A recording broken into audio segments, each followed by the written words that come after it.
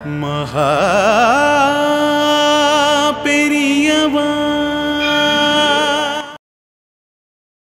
விவேகம் இல்லாதவா ஆசைங்கிற வெயிலேருந்து அமைதிங்கிற அந்த நிழலுக்கு மாறி மாறி வந்து போயிட்டு இருப்பா. ஆனால் விவேகியோ அமைதிங்கிற நிழலுக்கு ஒரு தடவை வந்துட்டான்னா அங்கேருந்து நகரக்கூட மாட்டான். விடிஞ்சும் விடியாத அந்த நேரத்தை பிரம்ம முகூர்த்தம்னு சொல்லுவா இல்லையா? அந்த சந்தர்ப்பத்தில் பெரியவாளே நேரடியாக வந்து நீக்கு உபதேசம் கொடுத்துட்டு போனார்.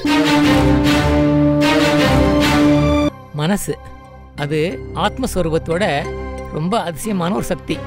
இந்த உலகத்தையே அதுதான் உருவாக்குறது. மனசு சுழண்டே இருக்கும்போது உலகம் தெரியறது. பெரியவா சொன்ன அந்த விஷயமும் பால பெரியவால நாங்க தரிசனம் பண்ணிட்டு திரும்பும்போது சங்கீதமா இவர் சொன்ன விஷயமும் எப்படி ஒத்து போறது? உலகம்னு ஒன்று உருவாக்கிட்டோம்னா ஆத்மாவை பார்க்க முடியாது. ஆத்மா பிரகாசிச்சுட்டுனா இந்த உலகமே தெரியாது. உன்னுடைய எல்லா முயற்சிகளும் பயனுள்ளதாக இருக்கட்டும், பலன் தர்றதா இருக்கட்டும்.